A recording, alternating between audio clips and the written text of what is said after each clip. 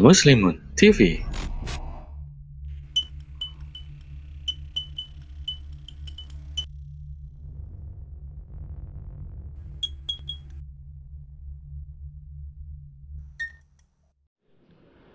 Bismillah. Assalamualaikum warahmatullahi wabarakatuh. Innal hamdalillah nahmaduhu wa nasta'inu nastaghfiruh wa natubu ilayhi wa na'udzu billahi min shururi anfusina wa min sayyiati a'malina. May yahdihillahu fala mudilla lahu wa may yudlil fala hadiya lahu. Asyhadu an la ilaha illallah wahdahu la syarika lah wa asyhadu anna Muhammadan abduhu wa rasuluh. Amma ba'd.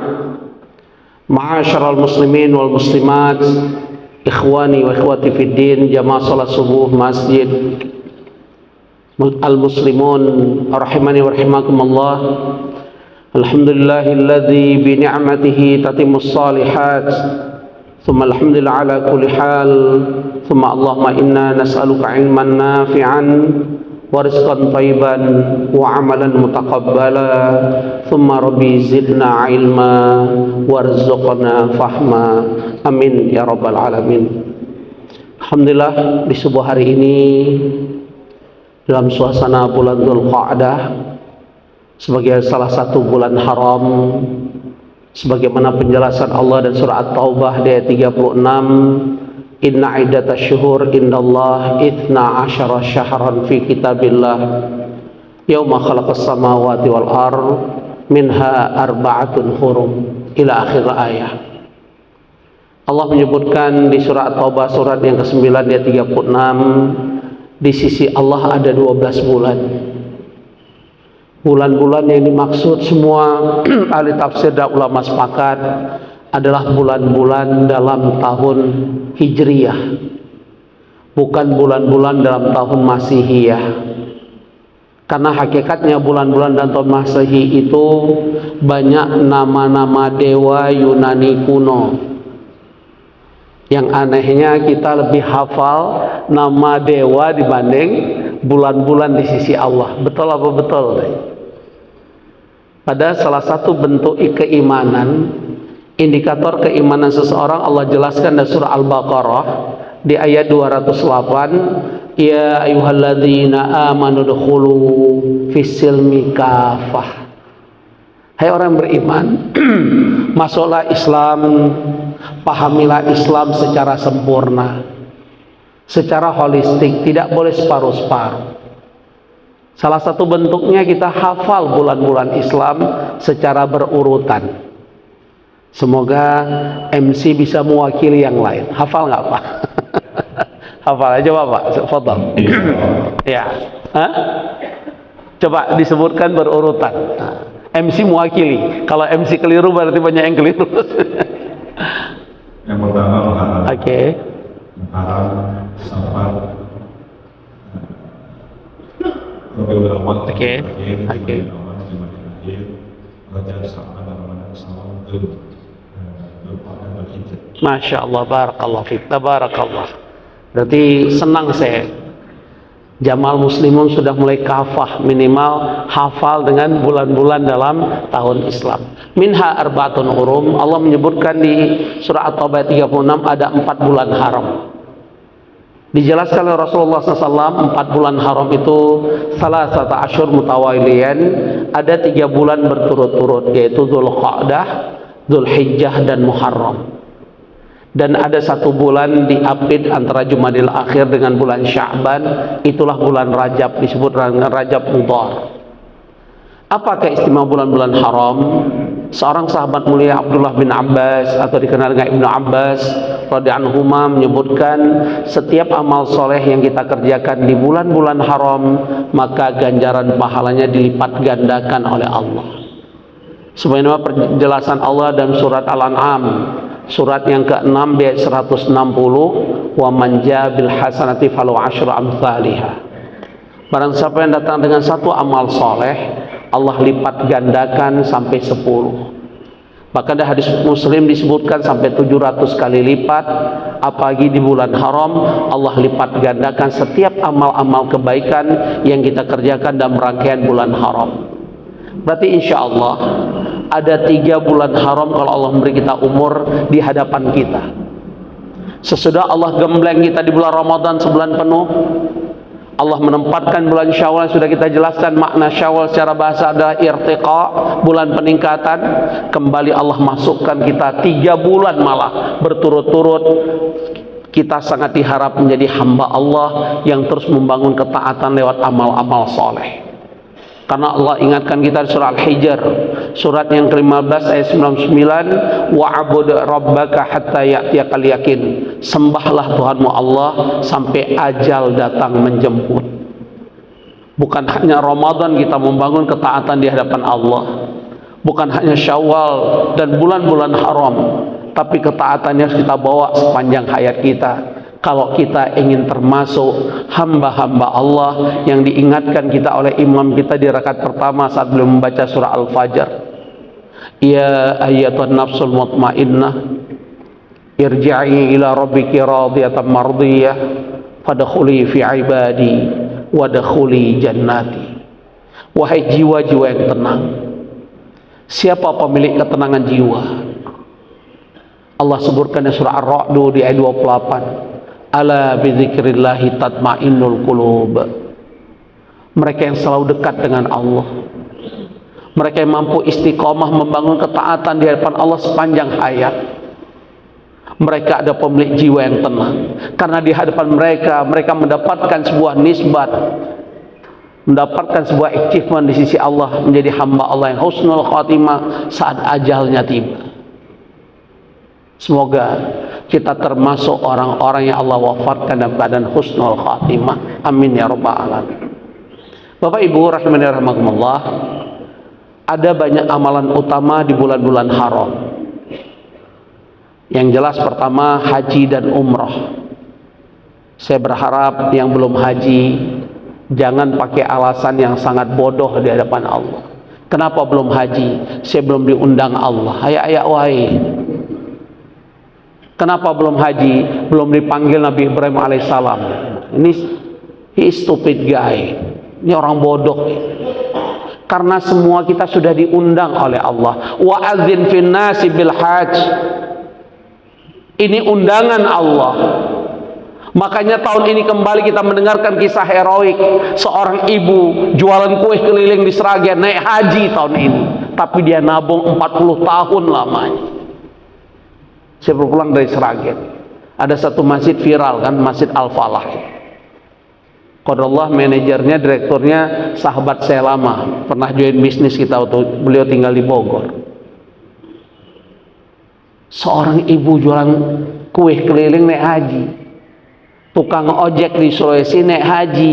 Datang seseorang, karena saya ngajar beberapa kementerian BUMN, bahkan ada jamaah, Ustadz saya bingung Ustadz, gaji saya 100 juta tapi belum kebayang dalam benak saya bisa umroh dan haji. Saya tanya kemana uang bapak, saya juga bingung kemana uang saya. Ya wahai, ditanya kemana uang, saya juga bingung.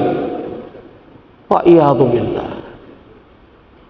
Karena memang haji itu sebuah tekad azimah, sebuah keinginan yang kuat, sebuah mujahadah, kesungguhan. Manjadda wajada, where there is will there is way. Ada kemana pasti ada jalan. Man sabara dhafira. Orang yang sabar terus dia menabung seperti ibu jualan kue tadi, sabar dia 40 tahun. Nanti kaitan dengan spirit berkurban kita kaitkan dengan sabar. Seorang tukang sampah di Jakarta tinggal di kolong jembatan bisa kurban seekor sapi. Dia sabar nabung 7 tahun. Dan dia guru terbaik saya 10 tahun yang lalu. Malu rasanya 10 tahun yang lalu. Kenapa dia tukang sampah bisa kurban seekor sapi? Dia bawa ke Istiqlal, padahal dia tinggal kolong jembatan. Biiznillah al-fakir ikut jejak dia. Ternyata Allah pasti maha benar. Allah tidak pernah menyanyiakan amal-amal yang dikerjakan hamba-hambanya yang mengharapkan ridha Allah. Berikutnya kita tahu ada yang namanya puasa-puasa sunnah. Seharusnya hari ini Ayyamul Bid, sejak kemarin sebenarnya. Ada puasa Senin dan Kamis karena Ayyamul Bid itu afdalnya 13, 14, 15. Tapi kalau kita gak punya kesempatan, ya Allah saya juga gak ada kesempatan kemarin, dan hari ini juga banyak acara, tapi tetap kerjakan puasa 3 hari setiap bulan minimal, karena pahalanya kasaumid dahar. Jangan tinggalkan puasa Senin dan Kamis. Bahkan di nanti tanggal 9 Dzulhijjah dikenal dengan saum Arafah. Ayo Bapak Ibu, bangunkan semua anak istri kita, keluarga kita, suami kita, handai tolan kita, ingatkan tentang saum Arafah, karena fadilahnya kafir anhu asana al-madiyah, akan diampuni dosa kita setahun yang lalu. Rugi enggak saum Arafah. Anak kita, cucu kita sudah usia tamyiz, usia 7 tahun ke atas, bangunkan mereka, iming-imingi hadiah untuk mereka. Harus bangun semua, sahur, saum. Yang terbaik bukan 9 Dzulhijjah semata. Yang paling afdol di antara kita kalau mampu berpuasa sejak tanggal 1 sampai dengan tanggal 9 Dzulhijjah. Bahkan Imam Ibnu Katsir menafsirkan surat yang dibaca imam kita rakaat pertama, wal fajar walayalin ash. Apa kata Imam Ibnu Katsir dalam tafsirnya? Allah bersumpah dengan 10 malam di awal bulan Dzulhijjah. Apa kata Imam Ibnu Rajab? Saat ditanya, ya Syekh, mana lebih utama 10 malam terakhir Ramadan atau 10 malam di awal bulan Dzulhijjah? Jawaban beliau sangat indah. Kalau berkaitan dengan malam-malam terakhir, yang paling afdal di sisi Allah adalah 10 malam terakhir di bulan Ramadan, karena di dalamnya ada malam Lailatul Qadar, betul? Adapun berkaitan hari-hari yang terbaik, hari yang terbaik 10 awal bulan Dzulhijjah, karena di dalamnya ada Yaumu Arafah, hari Arafah.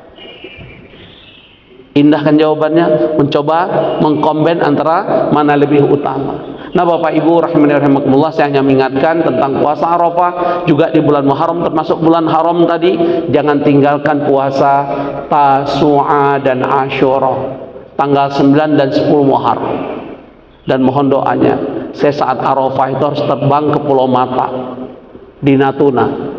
Dari sana saya diangkut oleh panitia naik helikopter ke offshore, ke tengah laut, karena saya khotib Idul Adha di tengah laut Cina Selatan. Medco offshore namanya, mungkin ada yang kerja Medco, perullah saya diberi kesempatan. Sebenarnya pekerjanya hanya 50 orang, tapi yang banyak dengar khutbah katanya ikan tuna, bisa-bisa ikan paus datang. Ya, pekerja cuma ada 50, sisanya ikan yang dengar khutbah karena mereka di offshore. Apa yang saya sampaikan berarti perjuangan itu berat. Walaupun ada hadis sebenarnya, laisa min khair as-saumu fis safar. Kata Rasulullah SAW, bukan sebuah kebaikan berpuasa saat safar. Tapi saya coba, ya, karena hakikatnya itu perjuangan. Apalagi Bapak Ibu yang nggak safar, ayo jangan tinggalkan saum Arafah. Berikutnya jangan tinggalkan Tasu'a dan Asyura, puasa 9 dan 10 Muharram. Kenapa bukan Asyura aja Ustaz? Karena Rasulullah SAW begitu tahu orang Yahudi juga berpuasa Asyura, dalam rangka jangan sampai menyerupai tasyabuh terhadap perbuatan mereka, beliau berazam kalau diberi umur tahun depan beliau akan berpuasa Tasu'a 9 Muharram.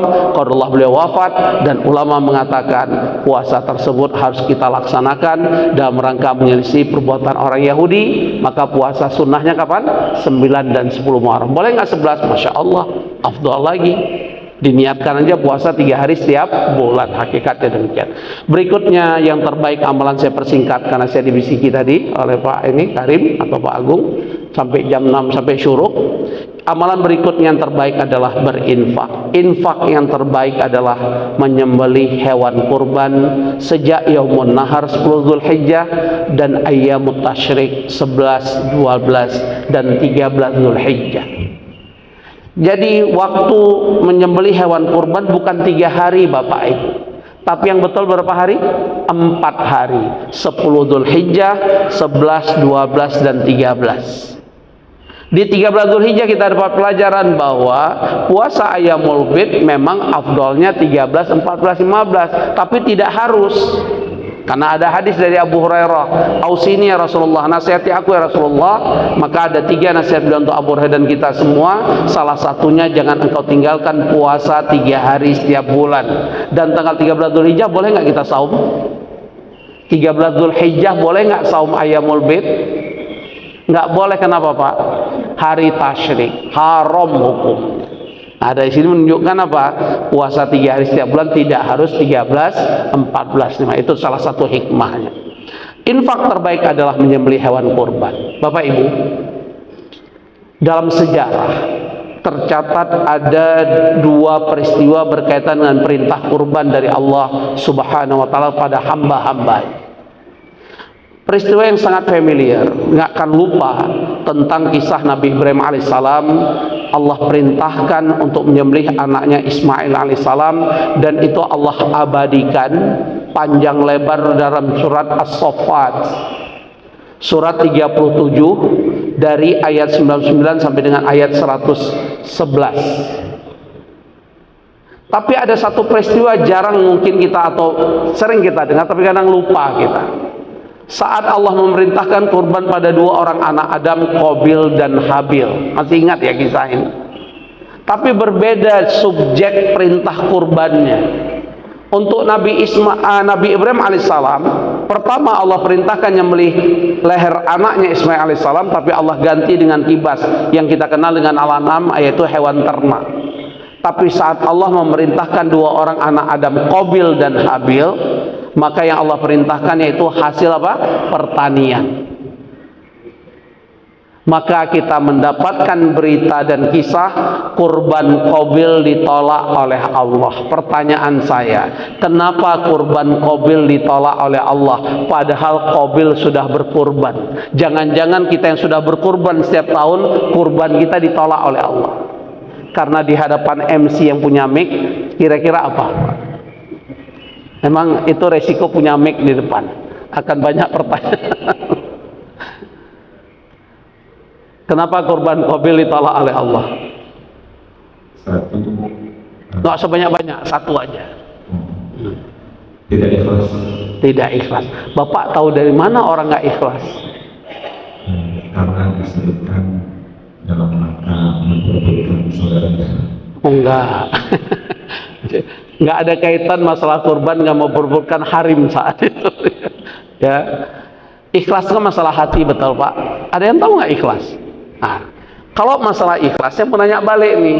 Keropak Jumat terbanyak di Masjid Muslimun kalau sholat Jumat itu yang 100.000 atau yang goceng atau 10.000 yang paling banyak? Nah, jawab lagi. Bendahara sebelah. Goceng. Ya udah, nggak usah dikasih lagi. Kenapa 100.000 jarang? Kenapa goceng paling banyak? Jawabannya kenapa Pak Karim? Karena terlalu ikhlas yang kasih goceng, betul? Kenapa 100.000 jarang? Karena kurang ikhlas. Setuju nggak? Setuju nggak? Jadi bukan persoalan ini. Si Qabil tuh ikhlas banget. Jadi menurut saya, nanti akan kita jelaskan panjang lebar, makanya saya nggak boleh minta extra time rupanya. Padahal saya akan bahas ini panjang lebar. Kenapa kurban Qabil ditolak oleh Allah? Jawabannya karena Qabil memberi sesuatu di hadapan Allah tidak yang terbaik yang dia miliki. Jadi dia tidak memberi yang terbaik yang dia miliki seperti saudaranya Habil. Karena Allah ingatkan makna ikhlas sesungguhnya dalam surat Ali Imran. Lihat surat ketiga di ayat 92. Apa makna ikhlas versi Allah dan apa makna ikhlas versi kita selama ini? Kalau versi kita selama ini makna ikhlas apa? Memberi yang terbaik atau minimalis?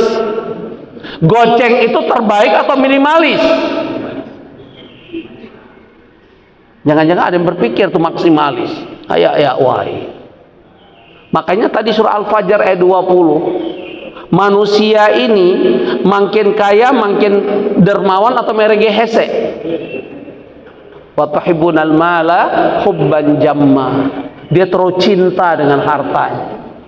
Bahkan Allah menjelaskan siapa manusia ini di hadapan Allah. Lihat surat Ma'arij, surat 70 ayat 21. Wa idza masahul khairu manu'a.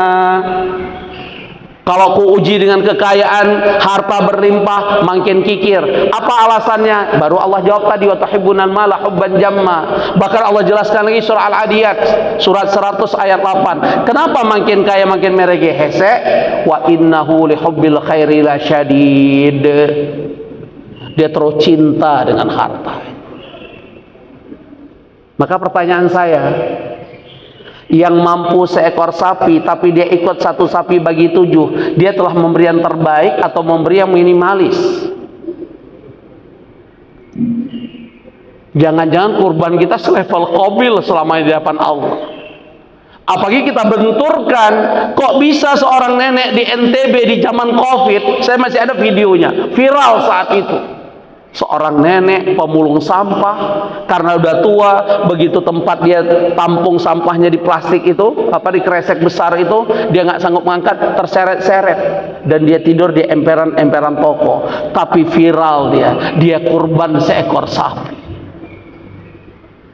Saat ditanya kenapa ibu, saya dengar keluar air mata. Saya ingin buat orang tua saya yang sudah meninggal bangga dengan anaknya. Anaknya mampu kurban seekor sapi. Berarti apa? Jangan marah dengan saya, tapi renungkan. Kalau ada di antara kita nggak kurban tahun ini, karena tahun lalu kembali terulang. Ada jamaah saya pensiunan BUMN, tinggal di perumahan elit di Bogor, rumahnya 2 lantai, ada roda 4 dan roda 2. Bisa-bisanya dia mengatakan, Ustadz kelihatannya saya nggak bisa kurban tahun ini. Untuk beli kambing saya nggak mampu. Boleh nggak pinjam uang Ustadz? Ayak-ayak wae itu orang. Begitu saya tanya, kemana gaji pensiun bapak? Habis untuk biaya sekolah cucu Ustadz. Cucu dia pikir. Akhirnya terpaksa saya ngomong, Pak Haji kan masih punya mobil. Saya mau nanya, kalau cucu Pak Haji, bukan saya doakan, ini hanya saya beri gambaran. Cucu Pak Haji kecelakaan malam ini, dapat telepon di rumah sakit, Pak Haji atau siapa namanya, saya nggak usah sebut ya, siapkan dana 50 juta. Kira-kira apa yang Pak Haji pikirkan sekarang ini? Jual mobil nggak? Diem nih. Itulah kita. Dengan Allah berhitung. Pada Allah memberi kita rezeki, inna a'tayna kal kautsar. Apa perintah Allah? Fasholli li rabbika wanhar. Pada Allah menyatakan dirinya innallaha la yukhliful mi'ad. Sedangkan anak orang kita cintai, kita berkorban apapun, ada jaminan nggak anak kita setia dengan kita? Ada jaminan nggak Pak Haji? Ada jaminan nggak? Kita besarkan anak kita dengan air mata perjuangan, ada jaminan nggak anak kita akan memberi feedback punya kita? Ada jaminan nggak? Itulah kita. Maka Allah sebutkan innal insana ladzalumun kafar. Dia surah Ibrahim ayat 34. Sungguh manusia makhluk yang sangat zalim dan tidak pandai bersyukur dia. Apa sebenarnya? Bagaimana kita membangun spirit diri saya dan Bapak Ibu supaya berkurban yang terbaik? Jadi yang nggak kurban tolong dengarkan. Mohon maaf, jangan marah, jangan tersinggung. Yang nggak kurban Qabil kagak. Ingat Qabil kurban. Habil apalagi? Berarti ada yang nggak kurban di antara kita dengan berbagai alasan seperti Pak Haji tadi, dia termasuk kelompok Qobal Kabil. Setuju? Si Qabil kagak, Habil tidak, namanya kelompok Qobal Kabil. Bin korban perasaan. Orang kurbannya cuma pakai perasaan. Pak, iya tuh. Apa pelajaran Bapak Ibu? Motivasi kita semua. Pahamilah perintah kurban itu. Hakikatnya bentuk syukur kita di hadapan Allah atas nikmat Allah yang tak terhingga banyaknya. Lihat pernyataan Allah surah Ibrahim tadi, surat 14 ayat 34. Wa atakum min kulli ma sa'altumuh. Betapa banyak permintaan engkau telah aku kabulkan, kata Allah. Jujur Bapak Ibu, banyak nggak permintaan kita yang telah Allah kabulkan? Apalagi kunut subuh kita dengan Imam Muslimun tuh berbeda versi dengan kunut subuh di tempat lain. Tadi kan panjang banget pakai kunut nazilah. Berarti banyak kali kalau kita aminkan Allah kabulkan, banyak kali permintaan kita Allah kabulkan. Wa in ta'uddu ni'matallahi la tuhsuha. Sampai Allah jelaskan, tidak ada seorang pun di antara kita, mau profesor, mau titelnya seabrek-abrek, nggak ada seorang pun yang mampu menghitung nikmat Allah. Kenapa? Karena nikmat Allah terlalu banyak, uncountable nikmat Allah.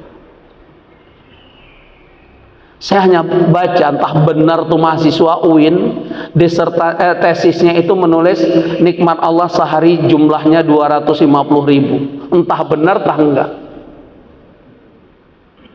Siapa yang mampu menghitung nikmat Allah? Sejak bangun tidur tadi sampai kita mau tidur lagi, siapa yang mampu menghitung nikmat Allah? Maka Allah sebutkan, wa in ta'udu ni'matallahi la tuhsuha.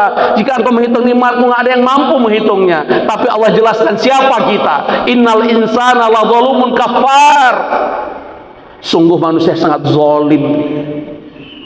Untuk cucu dia korbankan apapun, untuk anaknya dia korban apapun, tapi terhadap perintah Allah wanhar, mikir dia, berhitung dia. Kafar, sungguh gak pandai berterima kasih nih makhluk, kata. Maka Allah ulang-ulang 31 kali dalam surah Ar-Rahman, fabi ayyi ala'i rabbikuma tukadziban. 31 kali Allah ingatkan, nikmat Tuhanmu manakah yang telah engkau dustakan, kata Allah. Saking memang kita nggak pandai bersyukur. Maka sekali lagi jawaban, yang berkurban setiap tahun dia adalah makhluk Allah yang pandai bersyukur di hadapan Allah. Yang nggak kurban, mohon maaf, dia nggak pandai bersyukur. Padahal Allah berjanji apa? Yang pandai bersyukur, lihat surah Ibrahim ayat 7. Wa idza'adzana rabbukum la in syakartum la azidannakum. Sungguh pasti ku tambah nikmat. Yang nggak kurban, kehancuran. Wala in kafartum inna azabi lasyadid. Bahkan Syekh Soleh Fauzan, seorang ulama terkenal di Saudi, saat ditanya, ya Syekh, bagaimana mempertahankan nikmat Allah? Jawaban beliau dengan 3 cara. Pertama, tahaddus bin ni'mah. Ucapkan, gembirakan dirimu, ihadza min fadli rabbi. Kita sampaikan, aku tahu nih, alhamdulillah saudaraku, dengan nikmat Allah aku bisa kurban seekor sapi. Fa amma bi ni'mati rabbika fahadis. Karena perintah Allah, setiap nikmat Allah tahaddus. Sampaikan, beritakan. Adapun niatnya riya, ujub, bukan urusan kita, nilai orang. Betul? Hakikatnya demikian. Tahaddus bi ni'mah. Yang kedua, cara mensyukuri nikmat Allah yang kedua, yakini semua itu pemberian Allah, bukan pemberian makhluk. Makanya di negeri ini jarang sekali tulisan hadza min fadli rabbi. Jarang, tidak?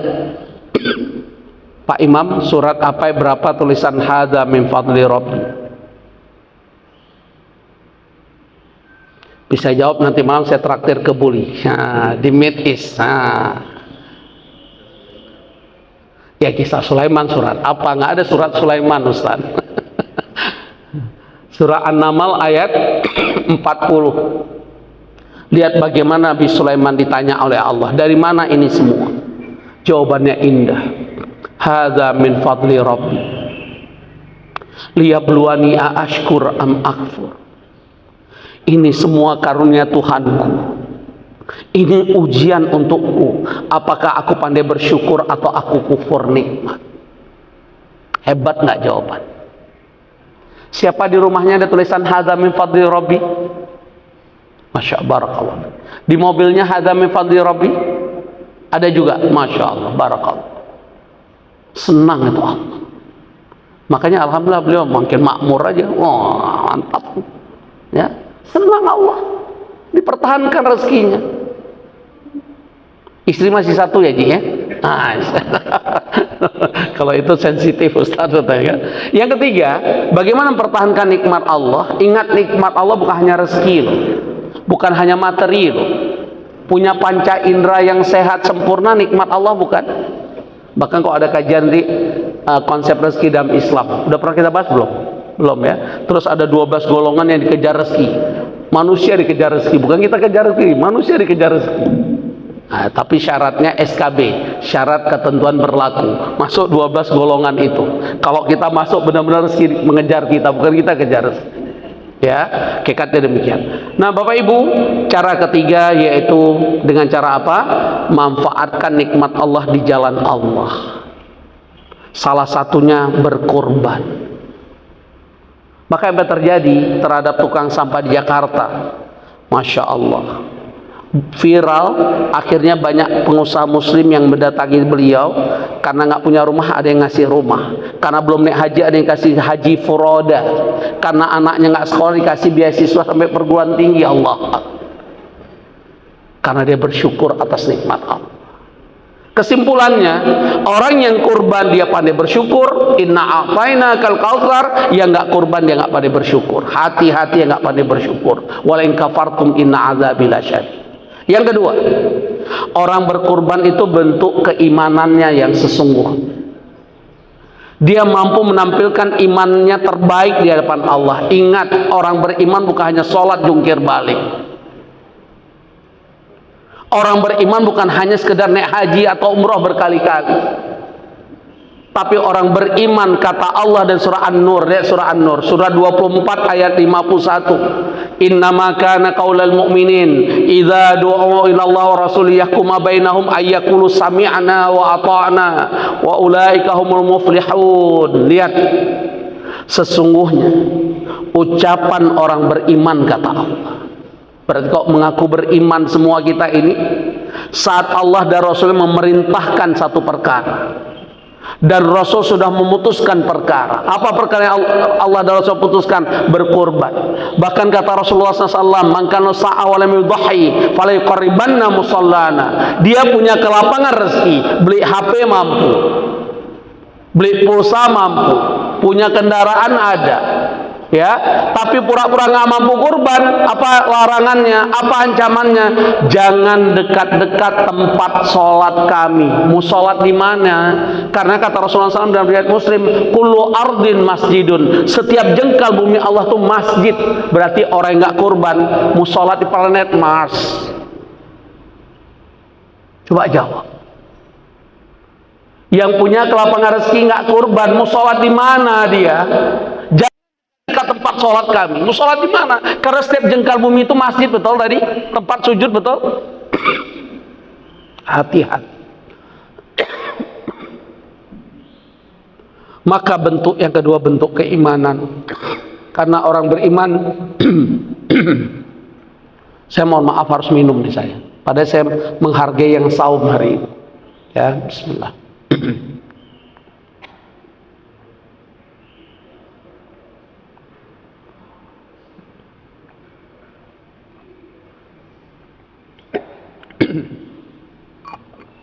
Saya akan banyak batuk.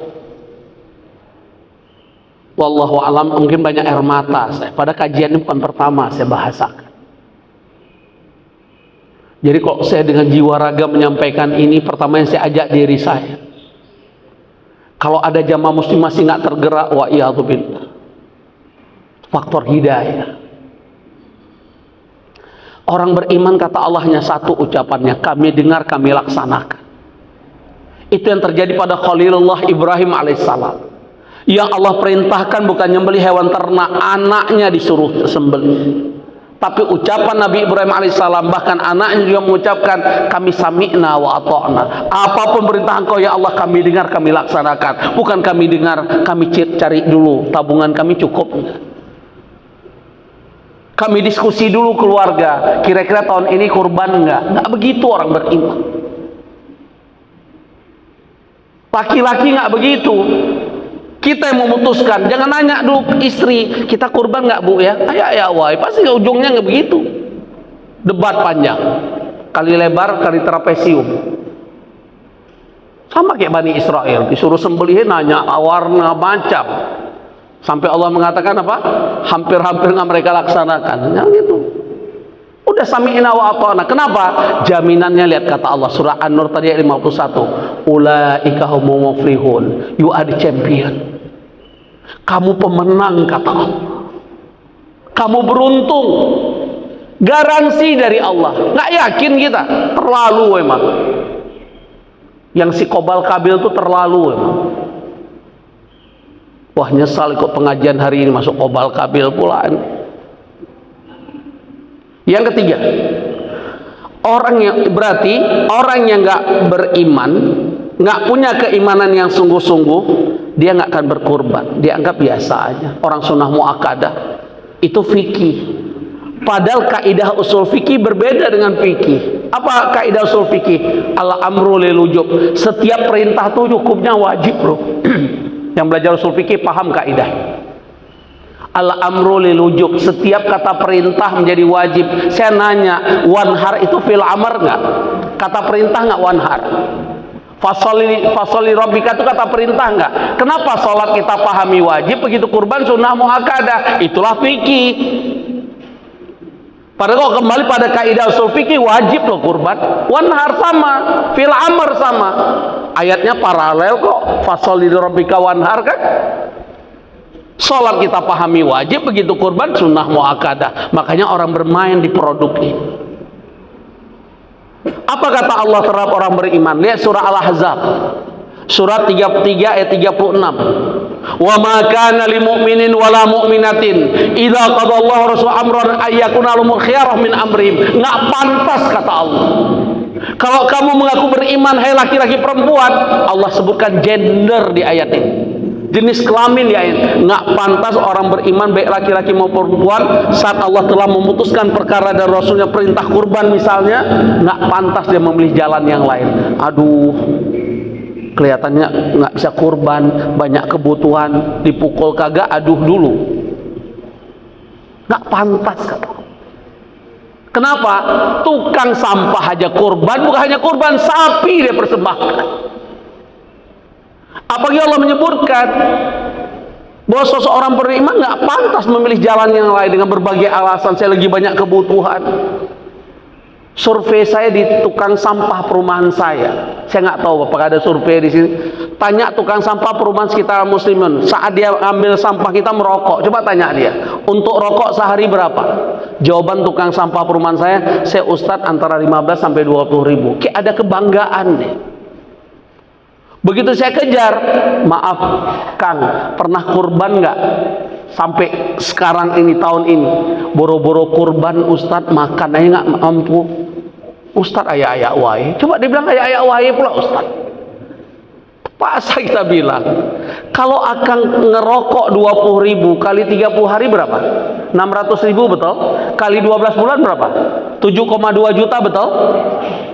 Kalau 7,2 juta bisa beli kambing nggak? Atau kakek kambing bisa kita beli? Kakek kambingnya, maknya, nenek turun 7,2, bayangkan. Bisa-bisa dia bilang dia nggak mampu kurban. Untuk rokok mampu dia beli. Betul nggak? Wah iya tuh billah. Karena nggak paham dia. Karena ada kesungguhan dia mencari ridha Allah. Pada Allah bersumpah berjanji dalam surat Al-Ankabut surat 29 ayat 69, walladzina jahadu fina lanahdiyannahum subulana wa innallaha ma'al muhsinin. Barang siapa sungguh-sungguh mencari cinta dari ridhaku, dia sungguh-sungguh nabung berkurban yang terbaik. Bahkan tahun ini dia berniat seekor sapi untuk dirinya dan keluarganya. Dia malu dengan Allah karena tukang sampah seekor sapi. Apa kata Allah? Kubukakan jalannya, kumudahkan urusan. Yang belum haji, malu dia dengan nenek di Seragen, hanya jualan kue keliling di kampungnya, bisa naik haji, nabung 40 tahun dia. Ini datang orang kaya, belum dipanggil Allah Ustaz, belum diundang, ya wae dia. Saya ngajar Bapak Kementerian, Bapak Menko Polhukam, sedih saya, banyak jenderal yang belum naik haji, alasannya sibuk dengan urusan negara. A'iyadzubillah. Yang ketiga, apa hikmah dibalik perintah kurban menjadi spirit kita harus berkurban saya? Inilah bentuk takwa. Orang bertakwa itu Allah sudah sebutkan dan saya jelaskan bulan lalu tentang sosok pribadi muttaqin. Lihat surah Ali Imran ayat 134. Di antara ciri orang bertakwa apa? Alladzina yunfikuna fis sarra'i wad dharra. Orang bertakwa dia berinfak, dia berkurban bukan hanya saat lapang rezekinya, saat sempit pun dia punya semangat berkurban. Itulah takwa. Lihat Rasulullah SAW saat beliau punya rezeki melimpah, apa kata Ali bin Abi Thalib? Pernah dengar nggak? Beliau pernah kurban 100 ekor onta. Pernah dengar nggak? Pernah dengar nggak Bapak Ibu? Jangan-jangan Bapak Ibu cuma dengar Rasulullah SAW kurbannya 2 ekor kambing, 1 untuk diri dan keluarga, 1 untuk umatnya yang mampu. Jangan cuma hadis itu yang dipaham. Rasulullah SAW kata Ali bin Abi Thalib pernah kurban 100 ekor onta. Kalau dirupiahkan hari ini hampir 21 miliar. Ada orang kaya di Al-Muslimun 21 miliar kurbannya. Sapi Muslimun 5, sapi masih sebelah 5 misalnya gitu. Masya Allah. Apa kata Ali bin Abi Thalib? 60 ekor onta aku sembelih dengan Rasulullah SAW dengan tangan kami, 40 ekor kami upah. Dari hadis ini kita dapat jawaban bahwa yang kerja untuk nyembelih hewan kurban, panitia hewan kurban, tidak ada istilah dapat jatah. Yang ada biaya operasional disiapkan. Dari mana? Dari orang yang kurban. Panitia bilang ada biaya operasional, satu sapi 200.000 misalnya. Dari situ, bukan menjatah-jatah. Ingat, panitia kurban bukan amil zakat loh. Belajar dia juga karian. Setiap tahun mereka Idul Adha itu kurbannya 100 ekor sapi, panitianya 150 orang. Yang berhak dapat sapi bagian jatah panitia hanya 5 atau 10 orang. Siapa mereka? Ustadz. Mereka itu nggak pernah makan daging sepanjang tahun, karena fakir miskinnya kami kasih, bukan karena panitia. Di sini bagaimana? Jawab masing-masing. Saya 7 tahun jadi ketua panitia kurban, pusing kepala. Ada ekor buntut sapi dimasukin buah batu lah. Ada kira-kira apa kaki terbang lewat pagar, rupanya ada yang nampung di balik pagar. Kayak gitu. Ada aparat datang minta jatah lah, macam lah. Oh, nggak mau tahu saya. Ya, jadi biaya operasional itulah untuk makan-makan panitia dan apapun lah bahasa. Bukan dari jatah hewan kurban. Kita bukan amil zakat, catat itu. Kecuali ada panitia kurban memang fakir miskin. Nah, itu memang karena fakir miskin, bukan karena panitia. Ya, kita lanjut. Hanya orang bertakwa yang mampu berkurban. Kenapa Bapak Ibu? Itu penjelasan Allah dalam surah Al-Hajj. Surat 22 ayat 37. La yanalallahu luhumuha wala dimauha walakin yanalut taqwa minkum. Apa kata Allah? Aku nggak perlu hewan kurbanmu, mau jenis limosin kek, sapi Bali kek. Yang mau cari sapi Bali boleh ke kandang kita di Pulau Gebang. Ada 800 ekor, silakan mau pilih. Nggak pilih pun nggak apa-apa. Tadi malam saya dari sana, baru sekali saya ke sana. Sekalian cari sapi. Mungkin Pak Agung melihat ya, Pak Karim melihat itu contoh. Ya, jadi Allah nggak perlu mau sapi apapun jenis, berapapun bobotnya. Yang Allah harapkan dari kita ketakwaan. Ayat ini menunjukkan hanya orang bertakwa yang berkurban. Yang nggak ada takwa, dia nggak akan kurban. Hati-hati. Yang keempat, karena saya deadline-nya 6.10. Yang keempat, mana perintah kurban yang menjadi spirit kurban kita setiap tahun? Apa yang keempat? Saat kita berkurban, memberi yang terbaik yang kita miliki. Lihat surat Ali Imran ayat 92. Ini nggak main-main. Sambil kita merenung, jangan-jangan kurban, infak, sodako kita apapun bentuknya nggak diterima oleh Allah. Lihat surah Ali Imran ayat 92. Lan, bukan lan. Grammar bahasa Arab, lan itu apa? Mustahil, impossible. Lan tanalul birra, kamu nggak akan mencapai derajat terbaik, nggak akan mendapatkan sebuah kebaikan di sisiku, kata Allah. Hatta tunfiku mimma tuhibbun. Saat engkau berinfak, sudahkah engkau memberi yang engkau cintai? Jadi arti ikhlas memberi yang terbaik. Selama ini kurban kita yang terbaik atau yang minimalis? Alhamdulillah. Ingat, ucapan itu ada pertanggungjawaban, Ji. Lihat surat Qaf ayat 18. Ma yalfidu min qaulin illa ladaihi raqibun atid. Semua ucapan kita dicatat malaikat raqib dan atid. Kalau terbaik, barakallah. Kan bukan untuk saya, Allah yang Maha Tahu. Mampu seekor sapi, tapi kita ikut satu sapi bagi 7, itu terbaik atau minimalis? Kok nggak jawab? Ini serius saya ini. Mampu seekor sapi, kok tukang sampah nenek di NTB mampu, kok kita nggak mampu? Apa perlu ada sensus? Yang punya mobil wajib seekor sapi, perlu sensus nggak? Itu takwa. Itu bentuk ketaatan. Dan itu bentuk ikhlas sesungguhnya. Karena arti ikhlas apa? Memberi yang terbaik yang kita miliki. Jadilah sosok Habil, jangan Qabil. Jangan cuma terpaku pada satu hadis Rasulullah SAW berkurban kambing. Nggak pernah kita dengar hadis 100 ekor onta. Baru hari ini dengar, jangan. Ada yang pernah dengar hadis ini? Rasulullah SAW pernah kurban 100 ekor onta. Ada yang pernah dengar? Sering kita dengar. Berarti saat belum mampu, belum memberi yang terbaik yang beliau miliki. Kenapa beliau 2 ekor kambing paling sering? Kita mendengar kisah beliau, hidup beliau. Pernah nggak makan 3 hari 3 malam. Ingat kisah ini? Beliau apakan? Beliau ikat perutnya dengan batu. Tapi beliau kurban, masih mikirin umatnya. Yang ini untuk diriku dan keluarga, yang satu untuk umatku yang tidak mampu berkurban.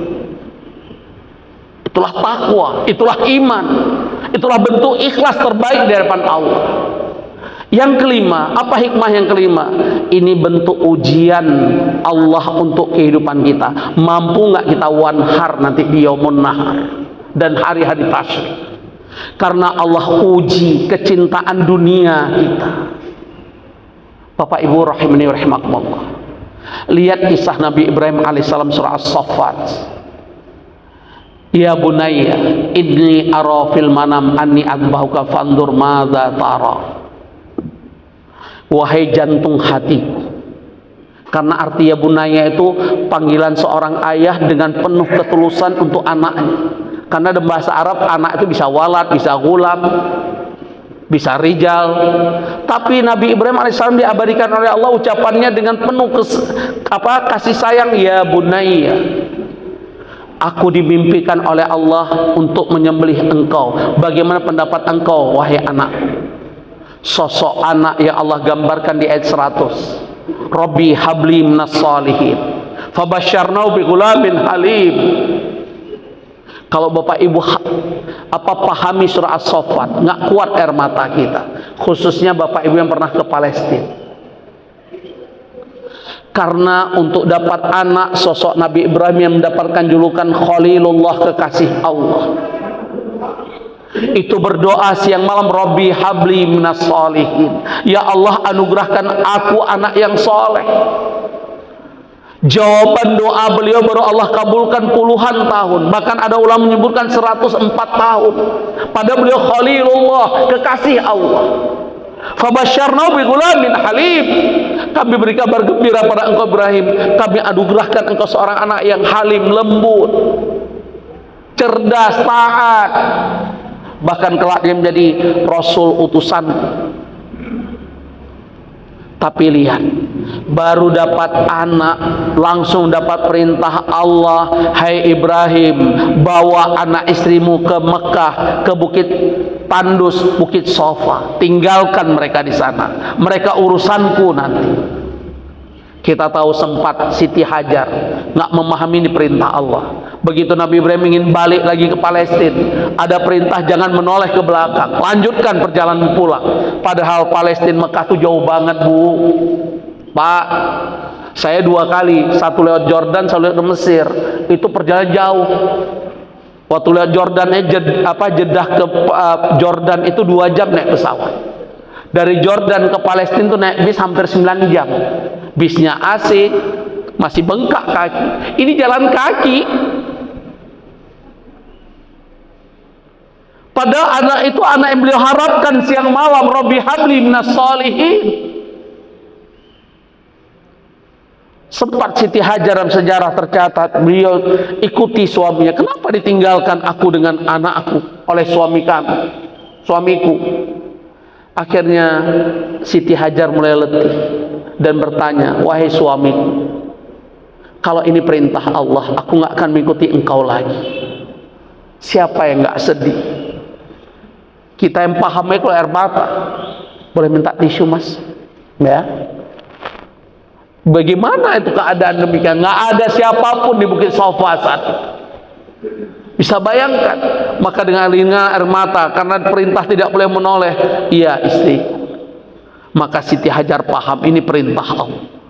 Tertanam keyakinan, nggak mungkin Allah membiarkan hamba-hamba yang bertakwa dan beriman di hadapan Allah. Maka kita tahu tentang kisah air Zam-Zam. Semenjak itu ramelah Safa Marwah. Hari ini kita sa'i enak, marmer, AC, betul. Saat itu bukit tandus, nggak ada kehidupan saat itu. Ya, nggak ada kehidupan, terik panas. Hari ini Bapak Ibu, apa yang ingin saya benturkan diri saya dan Bapak Ibu? Sekali lagi saya benturkan diri saya, baru saya mengajak Bapak Ibu. Kita cuma diminta nyembelih hewan kurban, ternak, sapi, onta, kambing, kerbau, bahkan Allah membolehkan kuda. Ini anak yang disuruh sembelih oleh Allah. Saya mau nanya, pilih kehilangan harta beli seekor kambing atau sapi yang nilainya 2,5 juta sampai 20 atau 25 atau 30 juta, atau pilih kehilangan anak Bapak Ibu? Mana lebih kita cintai dalam hidup, harta atau anak? Lihat bahasa Allah surah Ali Imran, surat ketiga 14. Apa kecintaan manusia yang paling mendasar, basic instingnya apa? Zuina linnas hubbus syahwat minan nisa. Pertama pasangan hidupnya. Wal banin, lihat bahasa Allah, banin, anak-anak. Tadi saya bahasakan yang paling mudah. Anak kita kecelakaan perlu biaya operasi 20 juta, nggak punya uang tapi punya kendaraan. Kita jual nggak kendaraan? Dijual nggak? Hari ini Allah minta wanhar saat yaumun nahar nanti. Pernah kepikiran nggak ingin jual sesuatu untuk bisa mewujudkan perintah Allah? Maka hikmah yang kelima, spirit yang kelima, kurban itu ujian dari Allah. Allah ingin mengajarkan saya dan Bapak Ibu menyembelih kecintaan duniawi yang gak mampu. Terlalu besar wahannya, cinta dunia terlalu besar masih dalam diri. Orang-orang yang wahan hancur hidup. Yang keenam, kelima keenam, enam ya. Oke. Keenam, janji Allah di surah As-Saffat, inna kadzalika najzil muhsinin. Kita tahu kisah itu, bukan lehernya Ismail yang disembelih oleh ayahnya, tapi Allah ganti Ismail dengan seorang ekor kibas. Makanya Allah berjanji, bersumpah, orang-orang melakukan kebaikan, bahasa kita hari ini, orang-orang berkorban, nggak pernah Allah sia-siakan, pasti Allah beri ganjaran terbaik, kata Allah. Tanya dengan kurban yang terbaik, pernah bangkrut nggak hidup? Tanya dengan nenek itu, apa yang terjadi pada hidupnya, Allah angkat derajat. Tanya dengan keluarga muslimun yang berkurban terbaik dalam hidupnya setiap tahun, tanya pernah bangkrut nggak? Karena Allah bersumpah, inna kadzalika najzil muhsinin, sungguh kami akan berganjara orang yang berbuat baik. Berkorban itu termasuk kebaikan di sisi Allah, amal soleh terbaik di hadapan Allah, infak terbaik di hadapan Allah, sama haji umroh juga demikian. Apalagi Allah bersumpah di surah Al-Baqarah di ayat 245, man dzalladzi yuqridullah qardan hasana fayudha'ifahu lahu atafan katsira wallahu yaqbidu wa yabsutu ilaihi turja'un. Setiap infak kita di jalan Allah, ikhlas mengharapkan ridha Allah, nggak pernah Allah sia-siakan. Justru Allah buka pintu rezeki kita seluas-luasnya. Bahasa orang Sunda, hidup kita dibuat waluya oleh Allah. Tahu waluya? Kapan perlu ayak. Enak nggak hidup, Pak? Enak banget. Kapan perlu ayat.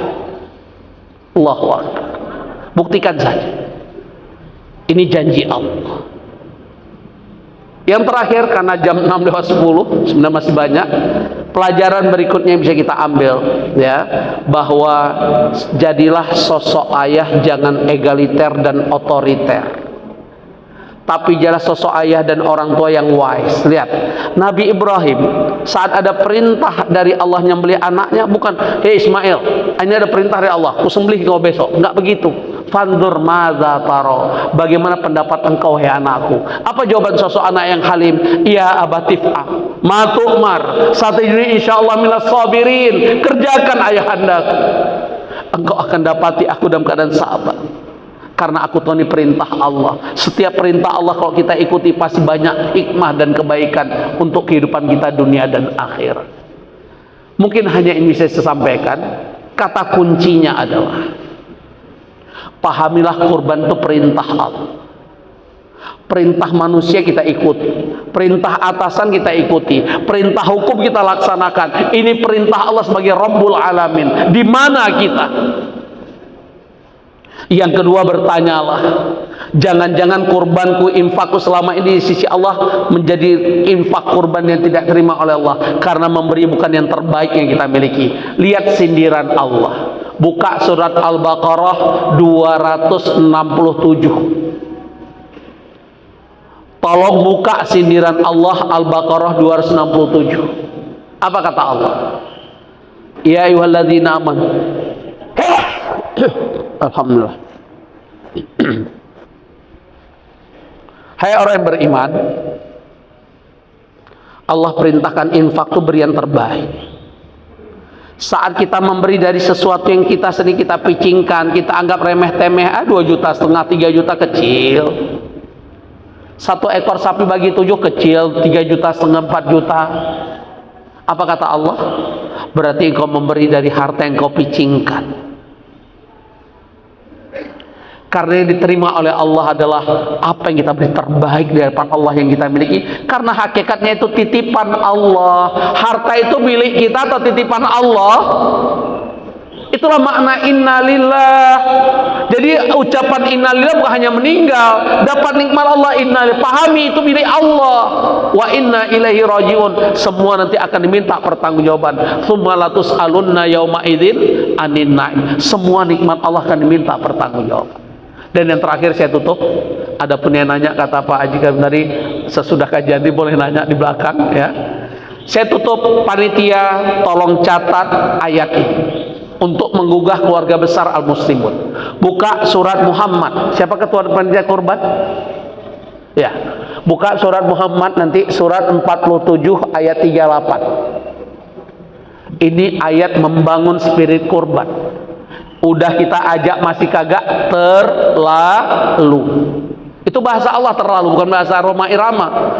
Lihat surat Muhammad, surat 47 38 ayat terakhir. Ha antum haulai tud'auna litunfiqu fisabilillah. Itulah kamu keluarga muslimun. Ada yang subuh hari dia mengajak dirinya dulu dan keluarga besar muslimun untuk apa? Litunfiqu fisabilillah, untuk berinfak di jalan Allah. Di antara infak di bulan-bulan haram terbaik kurban di yaumun hadha, hari tasyrik. Faminkum mayabkhal. Ingat, Allah Maha tahu. Ada di antara kita yang kikir, kata Allah. Fama yabkhal fa innama yabkhalu an nafsi. Barang siapa yang kikir, dia kikir untuk dirinya sendiri. Fama yabkhal fa innama yabkhalu an nafsi. Jadi kalau ada keluarga muslimun atau saya nggak kurban tahun ini, saya ingatkan, tolong habis pengajian ini cari spanduk cetak, tulisannya apa dalam spanduk? Kami keluarga merege hese. Ibu-ibu udah ketawa tuh. Gara-gara tidak kurban. Karena yang mengatakan Allah, barang siapa yang kikir, sebenarnya dia kikir untuk dirinya sendiri. Betul kan bahasa itu? Wallahu ghaniyyun antumul fuqara. Sampai Allah menjelaskan siapa Allah. Emang aku perlu hewan kurban kalian? Emang aku perlu harta kalian? Aku maha kaya, kata Allah. Wa antumul fuqara, kalian yang miskin, kalian yang butuh rahmatku, yang butuh ridhaku, yang butuh karunia dariku. Apa kata Allah? Hati-hati, ini yang paling bahaya. Fa in tawallu, jika ada keluarga muslimun dan keluarga saya tidak berkurban dengan berbagai alasan, yastabdil qauman ghairakum tsumma la yakunu amsalakum, dibuat hancur hidupnya oleh Allah. Jangan main-main. Di dunia Allah bersumpah kehancuran, di akhirat Allah bersumpah. Lihat surah At-Taubah ayat 35. Yauma yuhma 'alaiha fi nari jahannam fatuqwa biha jibahuhum wa junubuhum wa zuhuruhum hadza ma kanastum li anfusikum fadzuqu ma kuntum taknizun.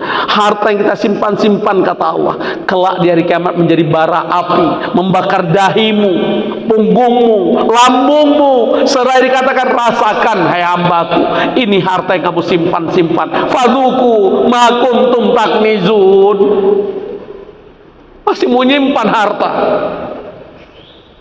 Ada orang yang berinfak jalan Allah, Allah bersumpah dibuka pintu rezeki seluas-luas.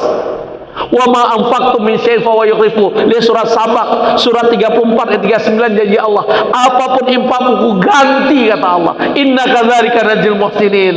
Bukankah bukan Nabi Ismail ya Allah suruh kena lehernya, tapi hewan kibas ya Allah ganti. Artinya yakinlah dengan janji Allah. Barakallahu fikum. Mohon maaf atas kelebihan sedikit waktu. Pingin rasanya saya lama, karena ini kok udah saya sampaikan dengan jiwa raga saya. Semoga Allah tahu bahwa saya juga akan memberi contoh terbaik, ya. Ayo fastabiqul khairat, kita berlomba-lomba yang terbaik di hadapan Allah Subhanahu wa taala, karena itu bekal kita menghadap Allah kelak. Amin ya rabbal alamin. Kita tutup dengan doa kafarat majlis.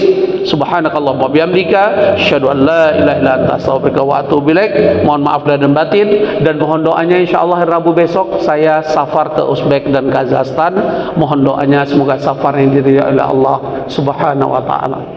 Akhir kalam, assalamualaikum warahmatullahi wabarakatuh. Waalaikumsalam.